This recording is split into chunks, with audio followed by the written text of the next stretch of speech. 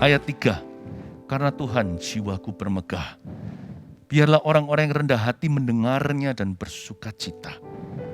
Garis bawahi kata karena Tuhan. Daud rajin untuk bisa memberikan kemuliaan pada Tuhan. Dia menoleh ke belakang dalam kehidupannya dan dia hitung berkat satu persatu. Itulah sebabnya hatinya penuh dengan mazmur. Dia berkata, ini karena Tuhan, itu karena Tuhan. Saya ngerti sekarang di mana Daud menimba sumur ketika dia lemah. Bukan sumur di Samaria, sumur itu ada di hatinya dan di memori. Waktu dia lemah, jadi ingat cerita waktu dia di Siklak, mau dilempari batu, dirajam oleh orang sendiri yang masih belum dewasa. Ketika mengalami musibah, istri anaknya semua diangkut oleh orang-orang Amalek. Ketika Daud mau dirajam, berkali-kali dia nyaris mati, kali ini di tangan umatnya sendiri. Saya ngerti sekarang kenapa Daud bisa mengapi-apikan diri. Daud ini kuat memorinya. Pastikan Anda dan saya juga biasa untuk berpikir begini. Coba hitung berkatmu satu persatu. Ketika kita tidak punya alasan untuk bisa yakin atau percaya diri untuk hal-hal yang kita hadapi di depan, noleh ke belakang. Boleh nggak lihat masa lalu? Boleh asal. Boleh asal kita menghitung berkat, bukan mengingat kesalahan. Kita boleh menoleh ke belakang, bahkan bisa lihat kondisi kita. Orang berkata, pandanglah Tuhan, jangan lihat situasi. Iya, kecuali apabila ketika Anda lihat situasi hari ini, Anda bisa hitung berkatmu satu persatu. Dan berkata, ini karena Tuhan, itu karena Tuhan, ini karena Tuhan. Lama-lama hatimu akan percaya untuk masa depanmu. Kalau Tuhan sudah memulai perkara yang baik di dalam diriku, Dia pasti sanggup menyempurnakannya. Dia pasti bisa menyelesaikannya. Biasakan dirimu menoleh ke belakang jika perlu. Jika perlu saja loh ya. Dan lihatlah kejadian-kejadian. Dan GR-lah, ketahuilah bahwa itu karena Tuhan, ini karena Tuhan, dan bahkan hari ini di hidupku karena Tuhan. Kadang-kadang kita hanya lihat kenapa aku pegang uang semua hilang. Tapi hari ini Anda bisa tinggal di rumahmu saja, tidak disita. Anda harus bisa berkata, itu karena Tuhan, dan rayakanlah, dansa-dansi dan menari-narilah untuk itu. Dan itu akan menambah kekuatan untuk berjalan ke depan, makin lama makin kuat, hendak menghadap Allah di Sion, Mazmur 84, Mazmur termanis, yang tadi pagi jam 10 saya bahas.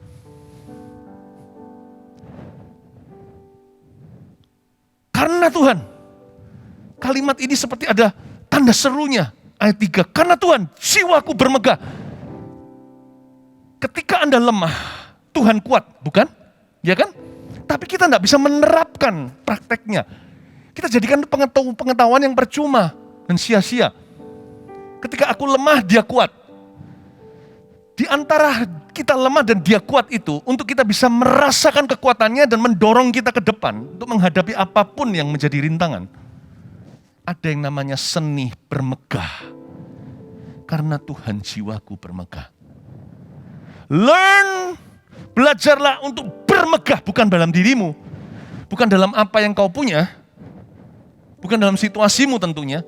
Belajarlah untuk bisa bermegah ketika dihimpit, ketika lemah. Bermegah karena Tuhan.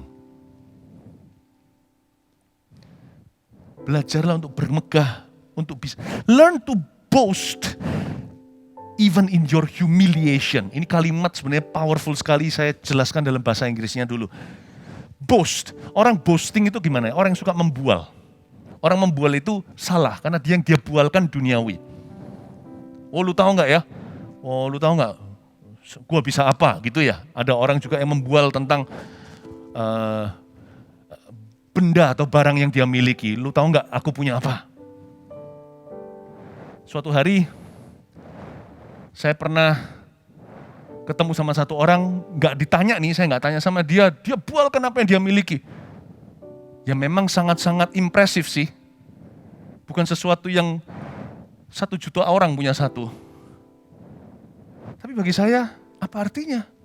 Bualan gitu hanya sampai ke kepalanya, membuat orang itu jadi sombong hati. Susah jadi orang rendah hati dan diberkati Tuhan kalau begitu. Satu-satunya bualan yang diizinkan oleh Tuhan. Apalagi ketika orang itu lemah, membuallah Boasting itu sebenarnya bermegah, bahasa Indonesianya lebih bagus sih. Kalau perlu membual tanda kutip, kalau perlu bermegah, bermegahlah akan Kristus.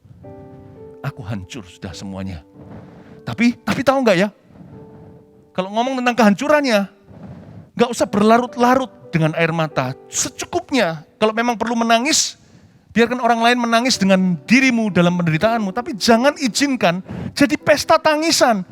Orang Kristen harus moderat soal penderitaannya sendiri. Orang Kristen nggak boleh radikal soal penderitaannya.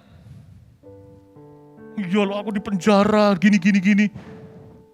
Enggak, saya pernah ketemu dengan satu orang, saya nggak bisa sebut, salah satu tokoh, bukan tokoh gereja, tapi bukan di Indonesia, bukan orang Indonesia maksudnya. Udah di penjara karena Kristus. Kita ngobrol sama-sama minum teh. Dia ceritain penjaranya itu cuma segini loh. Dia ceritain kebaikan Tuhan semuanya. Saya sampai malu. Ada sih dia cerita tentang penjara. Dia ceritain tentang sengsaranya. Gimana dibangunin, disiram air dingin. Karena iman loh ya, bukan karena dia nyolong ayam. Ini hamba Tuhan. Sesama pendeta. Lalu kita ngobrol-ngobrol sama-sama. Waktu dia bicara, dia ceritain penjara cuma 5%. Dia ceritain kebaikan Tuhan, gimana orang itu menerima kesaksian, gimana orang itu dia jangkau. Diceritain gimana Tuhan itu setia, pada tanggal tertentu Tuhan sudah beritahu tanggal segini. Sungguhan dia keluarnya tanggal segitu, padahal gak mungkin itu terjadi. Orang Kristen itu harus moderat soal penderitaannya. Bolehlah Anda menangis, ada ayatnya. Dan bahkan kita yang melihat orang menderita, kita harus menangis dengan mereka. Tapi jangan jadikan pesta tangisan. Tapi kalau kita menderita, kita ngomong aja penderitaanku gini loh. Tapi ya guys. Lihat ya, Tuhan itu setia loh. Kalau bukan karena Tuhan, gak mungkin aku bisa begini hari ini. Karena Tuhan loh aku bisa memperoleh itu. Tuhan yang memberi kekuatan. Lihat keluargaku. Terjadi pelayanan ministry apapun terjadi dengan hidupku. Lihat si ini tetangga ini. Oh by the way jangan lupa ya doakan tetangga kita itu. Supaya dia dijamah Kristus, mereka dalam pergumulan loh. Orang yang mendengarkan kesaksian Anda. Orang yang mendengarkan kalimat-kalimat yang keluar dari mulutmu. Mereka akan tercengang sendiri loh. Kok malah bisa perhatikan orang lain itu gimana? Kok bisa suruh orang lain doakan orang lain, kok bukan doakan dia yang sedang menderita. Doakan ya, sebab orang ini bergumul begini. Ayo kita harus doakan mereka. Dari semua percakapan itu, bualan tentang penderitaan kita hanya 0,05.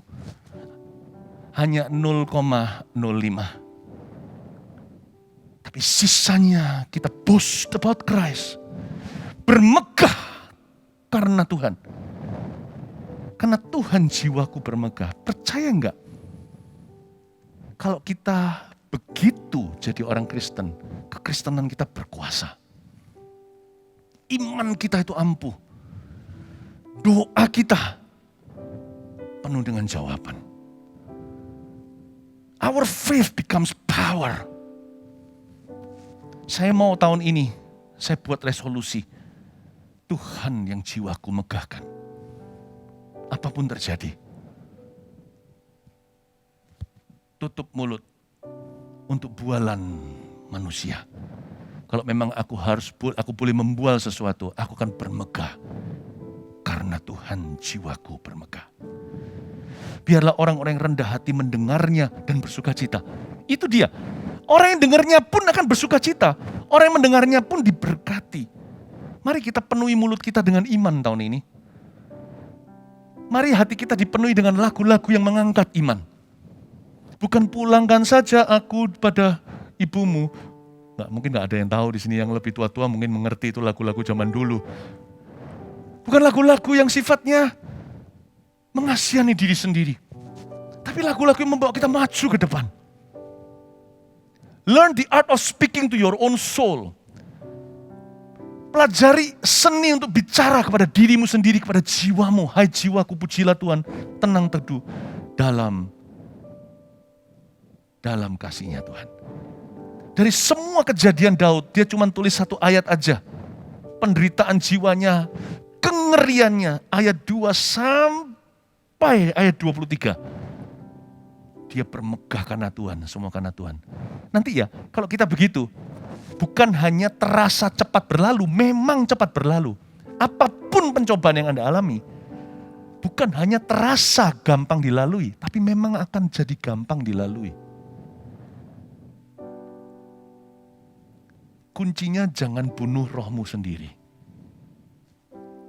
Ayat 4, muliakanlah Tuhan bersama-sama dengan aku. Marilah kita bersama-sama memasyurkan namanya. Kata muliakanlah Tuhan di sini dalam bahasa Inggrisnya magnify.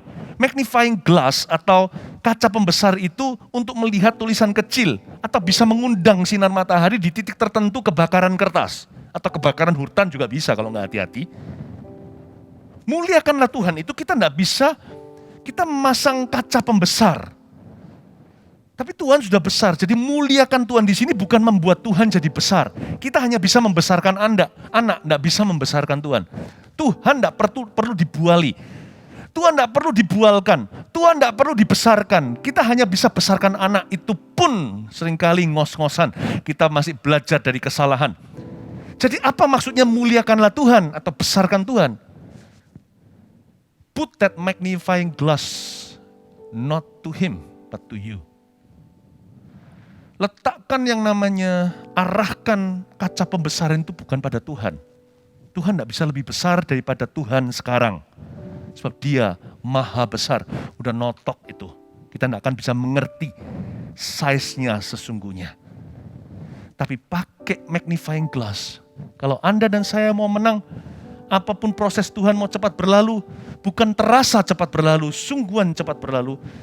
Meskipun masalah silih berganti, kalau kita mau dibawa Tuhan dari kemuliaan pada kemuliaan lebih besar, arahkan magnifying glass atau kaca pembesar itu kepada dirimu sendiri. Muliakan Tuhan itu artinya besarkan Tuhan di atas masalahmu. Pastikan seluruh tubuh kita ini adalah senjata ampuh. Pikiran kita, hati kita, mata kita, telinga kita, mulut kita mengakui kebesarannya. Itu artinya. Muliakanlah Tuhan. Dengan mulut kita juga bisa bicara kebesaran Tuhan. Daripada kita mengeluh, kita bisa berkata, walau 1000 rebah di sisiku, Kau tetaplah Allah penolongku. Walau 10.000 rebah di kananku, takkan ku goyah, sebab Yesus sertaku. Daripada mengeluh, kalimat ini lebih berguna. Walau 1000 rebah di sisiku, Kau tetaplah Allah penolongku. Walau 10.000 rebah di kananku, takkan ku goyah, sebab Yesus sertaku. Mungkin kalau kita nyanyi ini biasa, gak ada masalah ya begini nyanyinya. Tapi kalau ada masalah, mungkin sesenggukan. Mungkin dengan menangis air mata. Lagunya penuh air mata, tetap nyanyikan. Walau 1000 rebah di sisiku, Kau tetaplah Allah penolongku. Walau 10.000 rebah di kananku, takkan ku goyah, sebab Yesus sertaku. Moderat saja. Setelah kita beritahu keluhan kita kepada Tuhan, nyanyikan. Belajarlah tahun ini untuk semakin memuji. Mari kita buat resolusi berkurangnya secara signifikan keluhan di mulut kita. Mari isi tahun 2021 ini dengan iman. Bukan hanya dalam hati pikiran, utarakan. Mulut kita penuh dengan iman. Saya yakin itulah rahasia kemenangan. Muliakan Tuhan bersama dengan aku. Malah sebuah ajakan, marilah kita bersama-sama memasyurkan namanya. Satu orang berubah, satunya berubah. Besi menajamkan besi, manusia menajamkan manusia. Bayangkan kalau seluruh jemaat kita komitmen begitu. Kemuliaan Tuhan akan menutupi bumi. Saya yakin dari something. Kalau kita punya pikiran tidak diisi dengan hoax, kalau kita tidak membiasakan telinga dengan gosip ria, kalau hati kita itu tertuju pada Kristus, mata kita tertuju pada apa yang sehat, mulut kita mengakui firman Tuhan, marilah kita bersama-sama memasyurkan namanya. There is going to be power in the house of God. Akan ada kuasa dalam kehidupan orang percaya. Gosyen akan terjadi. Peluputan-peluputan. Dan Tuhan akan membuat perbedaan antara orang fasik dengan orang benar. Dan dari kemah orang benar akan keluar garam dan terang. Banyak jawaban. Terjadi peperangan rohani di seluruh dunia ini tidak bisa dipungkiri dalam hidup kita juga. Tahun ini saya mau ajak Anda semua berperang bersama dengan saya. Tapi peperangan kita bukan melawan darah dan daging. Dan senjata peperangan kita bukan senjata dunia. Kita mulai dulu. Seperti dikatakan di ayat 2, tidak usah diulangi, tidak usah dibaca lagi, tapi saya langsung aja ucapkan di sini. Aku hendak memuji Tuhan segala waktu, puji-pujian kepadanya tetap di dalam mulutku. Belajarlah memuji di dalam mulut. Peperangan kita ada di mulut kita. Jangan kita bersilat kata, jangan berdebat satu dengan yang lainnya. Percumalah, hindari perdebatan dan omong kosong.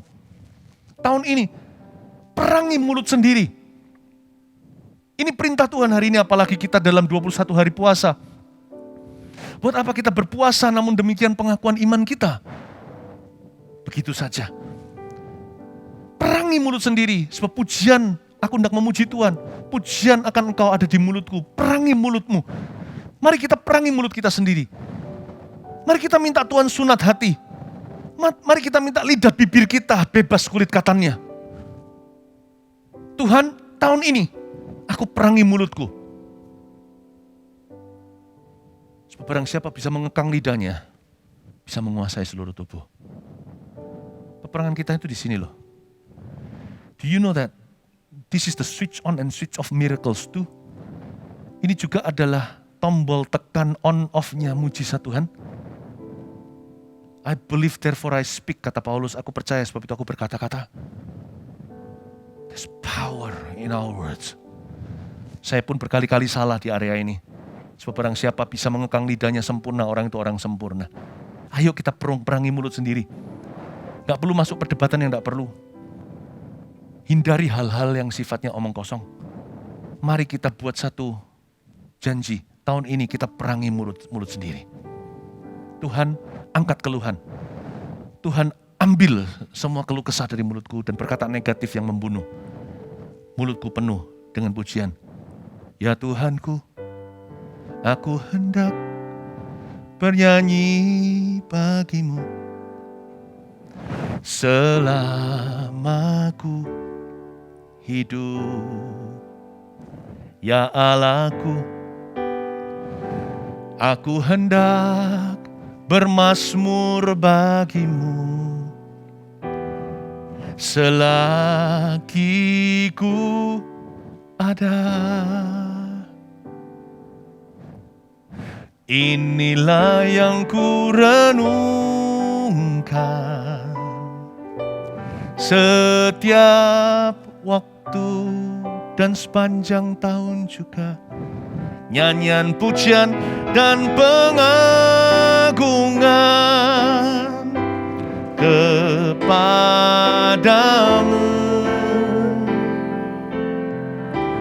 Biarlah manis kau dengar, Tuhan.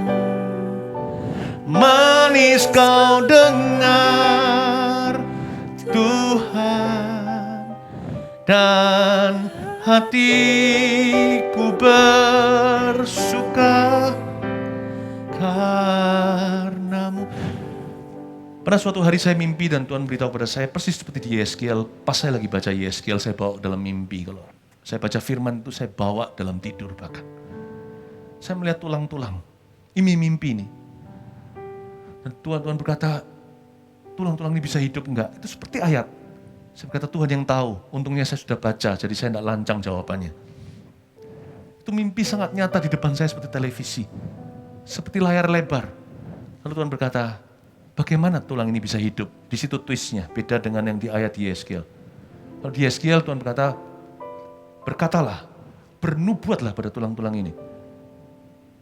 Lalu Yeskiel menubuatkan dan berkata, hiduplah, lalu tulang-tulang itu hidup dan berhembuslah angin dari 4 penjuru, Roh Kudus masuk. Kali ini dalam mimpi itu Tuhan tanya sama saya, dengan apa tulang-tulang ini bisa dihidupkan? Kalau aku berkata, dia bisa dihidupkan kembali. Saya mikir, dikasih kuis sama Tuhan setelah baca Alkitab paginya. Padahal saya sudah baca berkali-kali, saya khotbahkan. Wah, saya jadi senang sekali. Saya tersanjung Tuhan itu care. Kalau saya baca Alkitab itu Tuhan mau tahu kalau saya itu tahu atau enggak yang saya baca. Tiba-tiba saya ingat, dengan perkataan. Terus dalam mimpi Tuhan berkata, beritahu sama jemaat. Sudah, saya bangun. Aku memberkati atau tidak memberkati berdasar perkataan mereka. Ingatkan mereka. Merinding saya. Merinding saya. Akulah Tuhan yang tinggal di antara umatku. Aku menguping dan mendengarkan apa yang mereka katakan setiap hari. Baik di hadapanku langsung ataupun di sekelilingku. Ataupun di mana mereka hidup. Saya jadi ingat Yesaya, Tuhan jamah bibirku.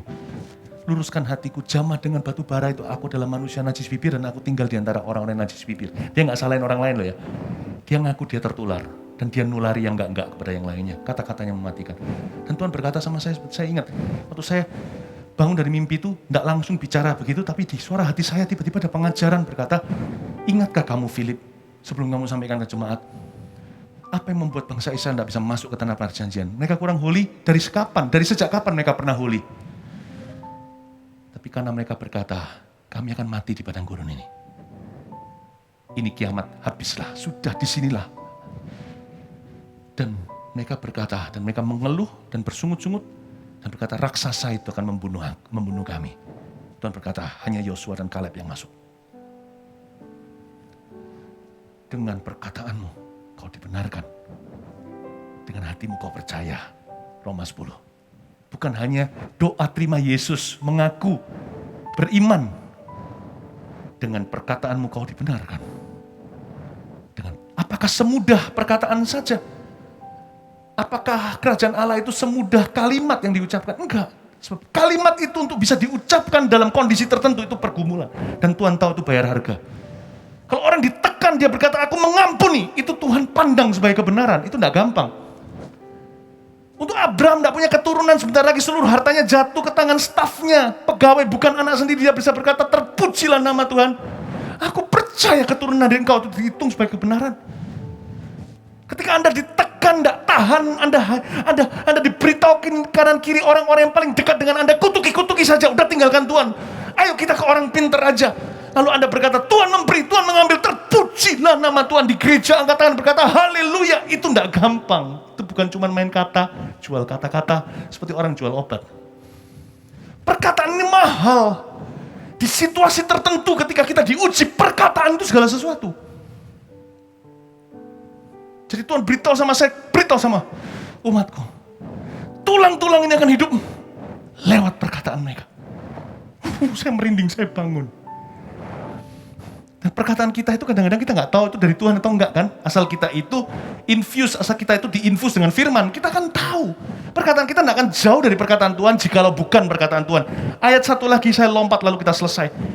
Ayat 9, kecaplah dan lihatlah betapa baiknya Tuhan itu.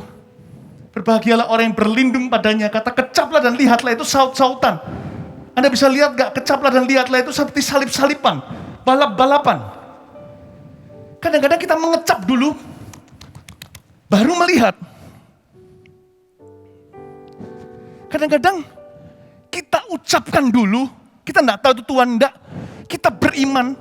Mungkin awalnya inisiatifnya bukan Tuhan, meskipun segala sesuatu dalam Tuhan kita enggak bisa bangga berkata, semua itu dari aku, imanku, enggak bisa. Segala sesuatu adalah dari Dia, untuk Dia, kepada Dia. Tapi pernah enggak saya mengalami berkali-kali, saya ngomong dulu, by faith ini, saya enggak dengar apa-apa. Dengan iman dan dengan segenap pergumulan hati saya, dengan iman beranikan saya ucapkan itu. Lalu ayat ini digenapi, Tuhan meneguhkan keputusan yang diambil oleh hamba-hambanya. Dan Tuhan meneguhkan perkataan utusan-utusannya. Saya ngomong dulu, keluarkan dulu. Kejadian. Beranikah kita berkata, itu aku bukan Tuhan? Ya Tuhanlah, segala sesuatu adalah dari Dia. Tapi saya nggak nunggu, Tuhan apa wangsitnya lalu saya ucapkan. Saya ucapkan dulu. Kecaplah baru lihatlah. Tapi ada saatnya, Tuhan yang ngomong ke kita dulu.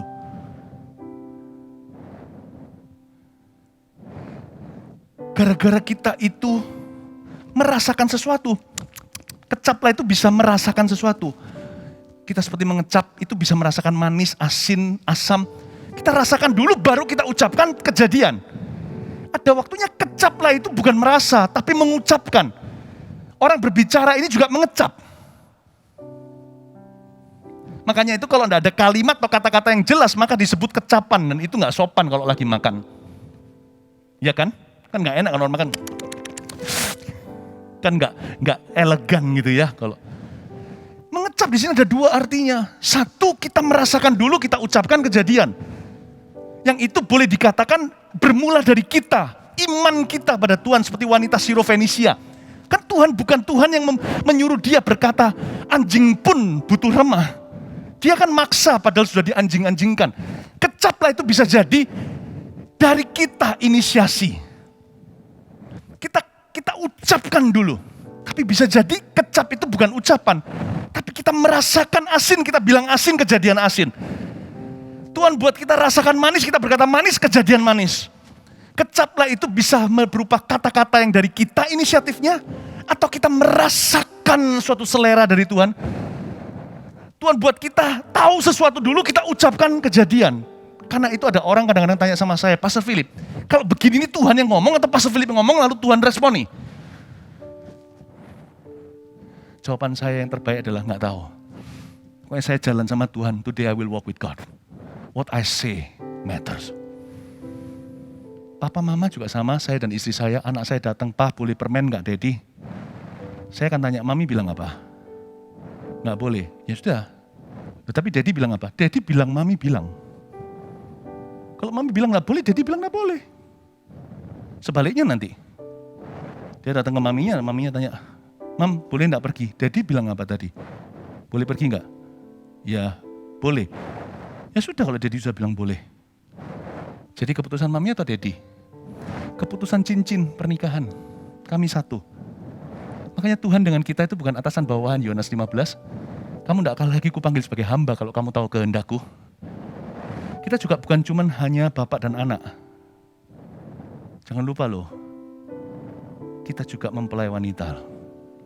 Suami istri dengan Tuhan. Sometimes I don't understand, kecap itu berarti ngomong dulu atau rasa dulu. Tapi kalau kata-kataku dalam Kristus, didirect sama Roh Kudus, penuh dengan iman dan pujian.